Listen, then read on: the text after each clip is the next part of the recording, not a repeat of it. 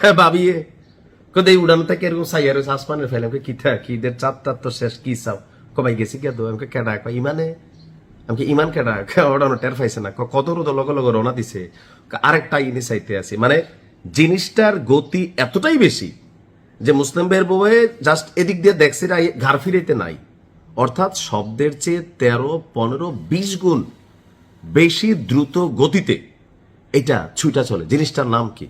একটা নাম হচ্ছে আপনার ইরানের ক্ষেপণাস্ত্র ভান্ডারে থাকা যারা এই মুহূর্তে পুরা ইসরায়েলকে নাচাচ্ছে এবং কাঁপাচ্ছে।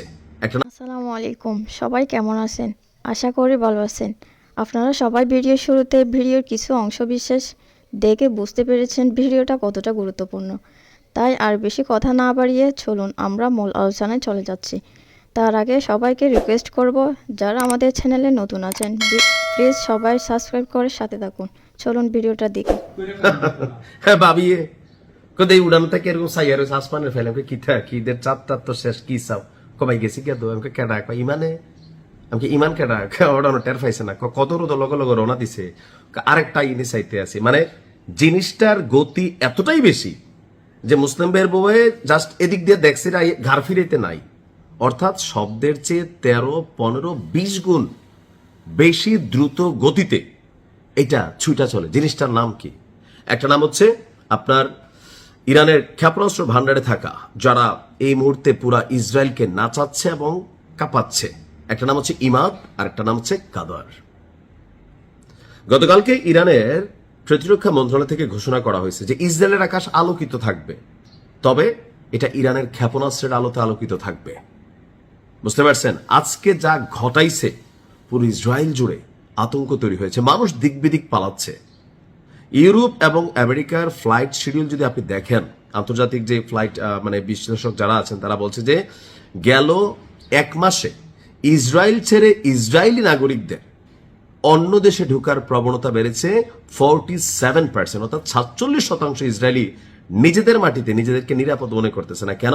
ইরান যেভাবে ঠাপাচ্ছে, ইরান খেলা তো শুরু মানে যে কি বলা হয়েছে, ইরান তাদের অ্যাকশন অপারেশন টু প্রমিসের 73তম অপারেশন ছাইড়া ফেলছে। 74তম অপারেশন আজকে যেটা দেখলাম যে অপারেশন টু প্রমিসের 78তম, আমি 4 ধাপ কম বলছি, 78তম ঘটনায় ইসরায়েলের ডিমৌনা খুবই গুরুত্বপূর্ণ অর্থনৈতিক এবং সামরিকভাবে একটা এলাকা। ডিমৌনা রাজধানী তেল আবিব এবং ইলাত, লাইক চট্টগ্রাম যেমন বন্দর নগরী, ইলাত হচ্ছে ইসরায়েলের মধ্যে বন্দর নগরীর একটা বিশেষ এরিয়া। এই অত্যন্ত সংবেদনশীল অঞ্চলগুলোতে যেখানে আকাশ প্রতিরক্ষা সিস্টেম শতভাগ ছিল, তাও কি মার্কিন যুক্তরাষ্ট্রের তৈরি প্যাট্রিয়ট, এই প্যাট্রিয়ট এই মুহূর্তে আকাশ প্রতিরক্ষা সিস্টেমের মধ্যে বলা হয়ে থাকে সবগুলার বাবা, মানে আমেরিকা অন্য দেশগুলোর যাতে সেই প্যাট্রিয়টকে ফাঁকি দিয়ে ইসরায়েলের মাটিতে আজকে ইমাদ এবং কদর 2 ভাই আজকে খেলছে। আর বিপরীতে কি হয়েছে, ধরেন ফুটবল খেললে কি হয়, কাদার মধ্যে প্যাক এদিকে যায় ওদিকে যায়, প্যাক চিনন তো, কাদা আর কি আমাদের কুমিল্লার ভাষায়। তো বলা হচ্ছে যে ডিমোনা, তেল আবিব এবং ইলাতের মতো অত্যন্ত গুরুত্বপূর্ণ স্থানগুলোর পাশাপাশি আরো বেশ কয়েকটি এলাকায় মার্কিন যতগুলো সামরিক ঘাঁটি ছিল এবং কি বিনিয়োগ করা মার্কিনীদের যে বিলাসবহুল বড় বড় প্রজেক্টগুলো ছিল, প্রত্যেকটাকে ধুচাই ফেলছে ইরান। আইআরজিসি বলছে যে তারা জানায় যখন জাতি মুষ্টিবদ্ধ হাতে লক্ষ লক্ষ মানুষের সমাবেশে উপস্থিত হয়ে ইরানের সেনাবাহিনীকে সমর্থন জানায়, তখন কলিজার মধ্যে সাহস এবং ঈমান শতগুণ বেড়ে যায়। মানে ডায়লগটা দেখছেন যে যখন জাতি মুষ্টিবদ্ধ হাতে, আমি দেখছি ইরানের নারীরা এই যুদ্ধ যেন ইরান বন্ধ না করে তাদের ভান্ডারে থাকা স্বর্ণালঙ্কার মায়েরা বোনেরা এরকম রাস্তায় রাস্তায় বিলাই দিচ্ছে সেনাবাহিনীর ভান্ডারে, যে চালাও ছুইকো না তোমরা, ফুতাইতে এই দিনের লেগে ফালছি না যে মানুষের তারাই মাইরা হতাই দিয়ে জাগেব কবরের ফার্জে কাইন্দাম, আল্লাহ তুমি বিচার কইরো। আল্লাহ কত তুই কি তা করছো, আমি কানছি কর না, তোমাকে প্রতিবাদ করতে হবে। সো আজকে যেই মায়েরা এই সন্তানগুলা জন্ম দিচ্ছে, সন্তানরা যখন কাম্মা ঘরে যাইতাম না, হয়তো শাহাদাত নয়তো বিজয় নয়তো ফতেহ। তো এই অবস্থায় ইরানের সেনাবাহিনীর এনকারেজ বা ইনার এনার্জিটা কোন লেভেলে আসছে, বলা হচ্ছে যে শত্রুর লক্ষ্যবস্তুগুলোতে বৃষ্টির মতন ছুটে যাবে ইরানের পরবর্তী যেই 79তম ধাপের অ্যাকশন হবে। মানে আমার কাছে একটা ভাইব চলে আসে নিউজ করতে গেলে, মনে হয় যে আমি ধরেন লইয়া টইয়া কিছু থাকলে আসলে উড়াল দেওয়া জায়গা। বিবৃতি বলছে যে সর্বশেষ পর্যায়টি যুদ্ধের ইতিহাসে একটি অনন্য রেকর্ড স্থাপন করেছে।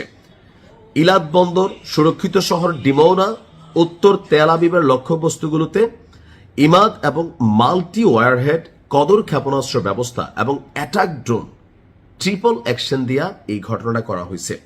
দ্বিতীয়বারের মতন পশ্চিমা রাষ্ট্র আমেরিকার যে নিরাপত্তা সিস্টেমকে ছেদ করে ইরান প্রমাণ করেছে যে আমরা করব জয় একদিন, ইনশাল্লাহ। সেই দিনের অপেক্ষায়। ইরানকে আল্লাহ ফতেহ দান করুক। আসসালামু আলাইকুম। পাগলা তিতা মিডা বোঝে না, পাগলারে জিলাপি দিও না। ঈদ মোবারক। জিলাপি যারা খাইতে চান ইরানের পক্ষ থেকে আসেন। চাঁদাবাজি হবে, চাঁদাবাজি হবে। আপোষ করে যেটা হবে সেটাকে চাঁদাবাজি বলা যাবে না, এটাকে ফান্ড বলা যেতে পারে। ভাবা যায় ইরান আজকের দিনে, গত এক সপ্তাহ ইরান যেভাবে ফরফর ফরফর করে উঠতেছে, সামরিক সক্ষমতা, কূটনৈতিক সক্ষমতা, এমনকি ইরান, আল্লাহ পাক ইরানের এমন একটা জায়গায়, আসলে এই রাষ্ট্রটার আল্লাহ জন্ম দিছে, অনেক অলিয়া উলিয়া কুতুব গাউস, এখান থেকে জন্ম হয়েছে নবী রাসুল। এটার একটা প্রাকৃতিক ভাবে মানে এটির জায়গাটা একটা গুরুত্ব আছে। এই গুরুত্বটা কি? হরমুজ প্রণালী, বুঝছেন তো? অর্থাৎ সারা পৃথিবীতে যেই মানে পশ্চিমাদের যে তেলের রুট বা বাংলাদেশ সহজেই আমরা জাহাজ চলাচল করে, তো এক দেশ থেকে আরেক দেশে যাওয়ার জন্য বিশাল একটা তেলের খরচ হয়। হরমুজ প্রণালী হচ্ছে শর্টকাট, লাইক ফ্লাইওভারের মতন। এখন এই হরমুজ প্রণালী দিয়া তেল সব সালারা কিন্তু নেয়। ভাগ্য ভালো এই জায়গাটা ইরানের হাতে আল্লাহ দিয়া দিছে। এখন পুরো বিশ্বজুড়ে তেলের সংকট, তেলের জ্বালানি পশ্চিমা রাষ্ট্রগুলোতে দ্বিগুণ বৃদ্ধি পাইছে। তারা তো পড়ছে বিপদে। আমরা তারা না হুন্ডা টুন্ডা গাড়ি চালাইতে ইউজ করি, কিন্তু ইউরোপ আমেরিকাতে আমরা যে সকল দেশে ছিলাম সেখানে রুমটাকে ঠান্ডা রাখতে এসিতে হয় না, সরি গরম করতে এসিতে রুম ঠান্ডা হবে, কিন্তু আমাদের ওইখানে ঠান্ডা বেশি, রুম গরম রাখা লাগে। এরপর শিল্প কারখানা, ইন্ডাস্ট্রিয়াল হেভি একটা রাষ্ট্র, এই প্রত্যেকটা রাষ্ট্র, তারা পড়ছেন এই বিপদে। এখন ইরান এই সুযোগটাকে কাজে লাগাইয়া করছে কি, বিশ্বের জ্বালানি করিডোর হরমুজ প্রণালীতে চান্দা বসাইছে ইরান। পুরো যুদ্ধের নিয়ন্ত্রণ নিয়ে নিছে পশ্চিমাদের বিরুদ্ধে, পুরো যুদ্ধের, শুধুমাত্র সামরিক যুদ্ধ, অর্থনৈতিক যুদ্ধটার। এই সমুদ্র পথে যাতায়াত করতে এখন থেকে ইরানকে আগে জানাইতে হবে এবং অনুমতি দিতে হবে। বাড়ির গাড়া দিয়ে যাইবেন গা, এই লাইন নাই। এখন ইরান বলতেছে যে শুধু এমনি গেলে হবে না, অনেক দেশে, বাংলাদেশে মাফ করছে আলহামদুলিল্লাহ, অনেক দেশে টাকা দিতে হবে, টোল দিতে হবে, এবং কি এই জন্য নতুন পদ্ধতিও একটা তারা চালু করছে। হরমুজ প্রণালী দিয়ে নিরাপদ যাতায়াতের জন্য ভেটিং বা যাচাইকরণ ব্যবস্থা তৈরি করেছে ইরানের ইসলামী বিপ্লবী গার্ড কর্পস IRGC। আমাদের দেশের সেনাবাহিনীর মতন না, তাদের দেশের সেনাবাহিনী অনেক কিছুতে আগানো, অনেক, আপনি মানে কল্পনা করতে পারবেন না।